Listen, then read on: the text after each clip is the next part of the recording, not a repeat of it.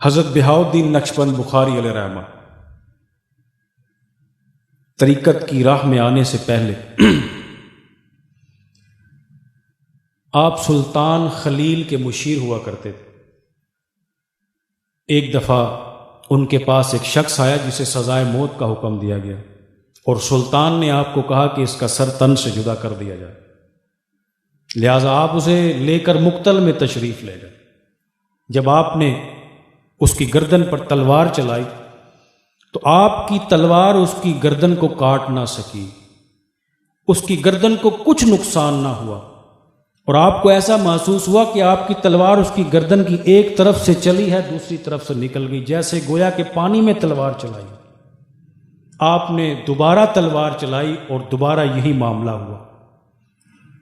تیسری بار جب آپ نے تلوار چلائی تو آپ نے دیکھا اس شخص کے لب ہل رہے تھے، اور اس بار بھی وہ آپ کی تلوار سے گھائل ہونے سے محفوظ رہا۔ آپ نے پوچھا، مجھے یہ تو بتا تو پڑھتا کیا ہے؟ اس نے کہا، میں اپنے شیخ کو یاد کرتا ہوں۔ آپ نے پوچھا، مجھے بتا تیرا شیخ ہے کون؟ کہا، میرا شیخ ابو علی فارمدی رحمت اللہ تعالی۔ آپ نے تلوار پھینک دی اور زبان حال سے کہا، جو شیخ اپنے مرید کو تلوار کے نیچے سے نکال سکتا ہے وہ اپنے مرید کو دوزخ سے بھی نکال سکتا ہے۔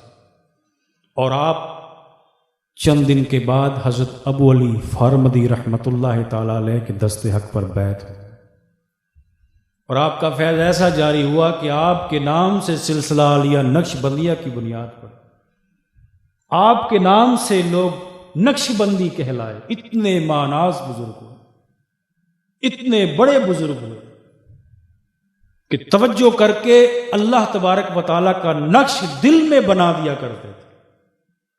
اس وجہ سے آپ کو نقش بندی کہا جاتا ہے۔ بہت بڑے بزرگ ہوئے۔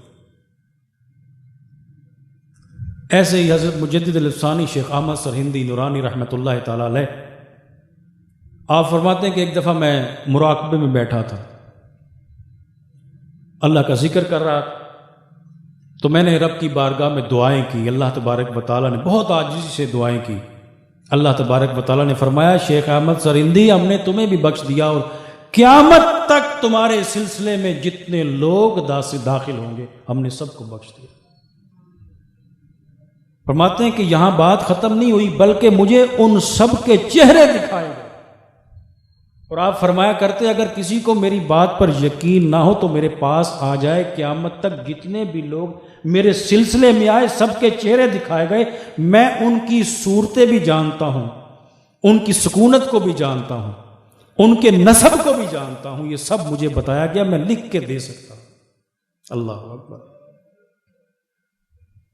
یہ شان ہے خدمت گاروں کی، سرکار کا عالم کیا ہو۔ بعض لوگ ایسے بھی ہیں جو کہتے ہیں کہ بغیر شیخ کے وہ رسول اللہ تک پہنچ سکتے ہیں۔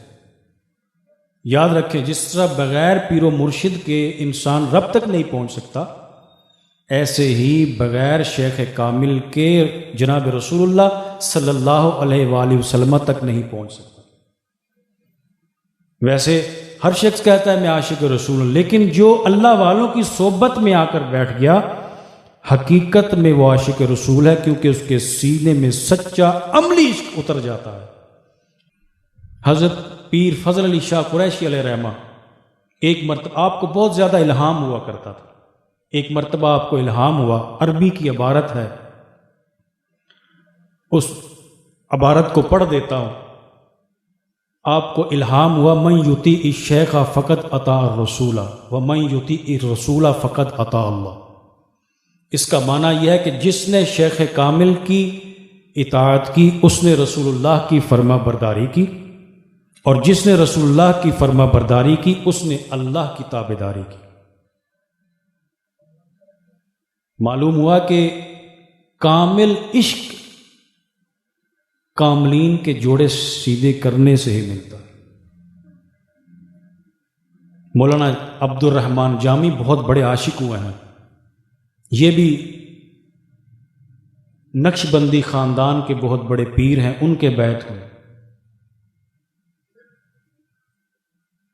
اب جب مرید کے عشق کا عالم یہ ہے کہ ہر وقت سرکار کے عشق میں اشک روا رہتے، تو ان کے شیخ کا عالم کیا ہو؟